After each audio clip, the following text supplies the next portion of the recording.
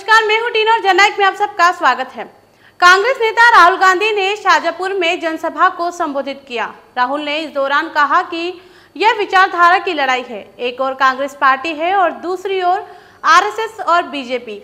एक तरफ गांधी जी है तो दूसरी तरफ गॉडसे है। एक तरफ नफरत और हिंसा है तो दूसरी तरफ मोहब्बत है। उन्होंने कहा कि भारत जोड़ो यात्रा के दौरान जब लोगों से उनकी बात हुई, सभी ने यह शिकायत की कि राज्य में भारतीय जनता पार्टी की सरकार ने जमकर भ्रष्टाचार किया है। साथ ही उन्होंने यह भी आरोप लगाया है कि राज्य में एमबीबीएस की सीट बेची जा रही है और मध्य प्रदेश भ्रष्टाचार का अपेक्स सेंटर बन गया है। साथ ही उन्होंने यह आरोप भी लगाया कि मध्य प्रदेश भ्रष्टाचार का अहम सेंटर बन गया है। जितना भ्रष्टाचार भाजपा के लोगों ने यहाँ किया है उतना पूरे देश में नहीं हुआ है। इसके साथ ही उन्होंने भाजपा पर धोखे का भी गंभीर आरोप लगाया है।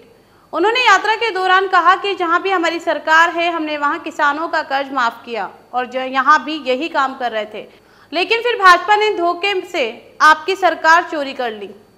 साथ ही उनका यह भी आरोप है कि भारतीय जनता पार्टी चुने हुए लोगों के लिए काम करती है। राज्य में किसानों की आत्महत्या की संख्या बढ़ रही है, लेकिन सरकार का इस ओर कोई ध्यान नहीं है। विचारधारा की लड़ाई है। एक तरफ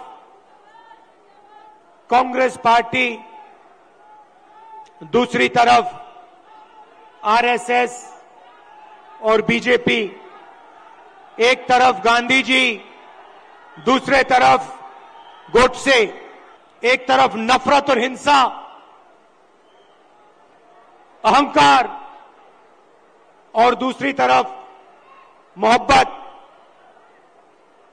आदर, भाईचारा।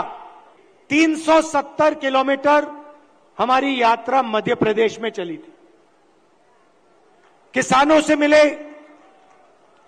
युवाओं से मिले, माताएं बहनों से मिले। मुझे सिर्फ 2-3 बातें कही। सबसे पहले, मध्य प्रदेश हिंदुस्तान में भ्रष्टाचार का सेंटर है, एपी सेंटर है। और जितना भ्रष्टाचार बीजेपी के लोगों ने मध्य प्रदेश में किया है, पूरे देश में यह नहीं किया है। बच्चों के फंड्स, मिड डे मील के फंड्स, स्कूल यूनिफॉर्म के फंड्स चोरी किए। महाकाल कॉरिडोर में बीजेपी ने पैसा चोरी किया। व्यापम स्कैम को आप सब जानते हो। 1 करोड़ युवाओं को इन्होंने नुकसान पहुंचाया। एमबीबीएस की सीट्स बेची जाती हैं और पेपर लीक किए जाते हैं।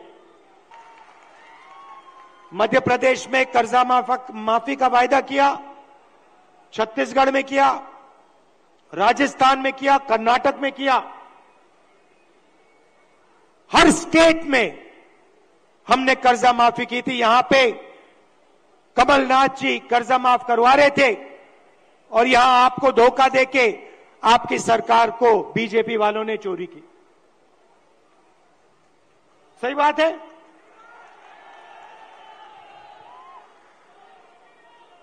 भाई और बहनों, 18,000 किसानों ने यहां पे पिछले 18 साल आत्महत्या की है।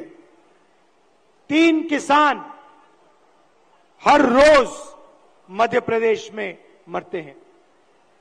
ये इनकी सरकार है। क्यों? क्योंकि ये चुने हुए लोगों के लिए काम करते हैं। पहली बार हिंदुस्तान की हिस्ट्री में पहली बार किसान टैक्स दे रहा है।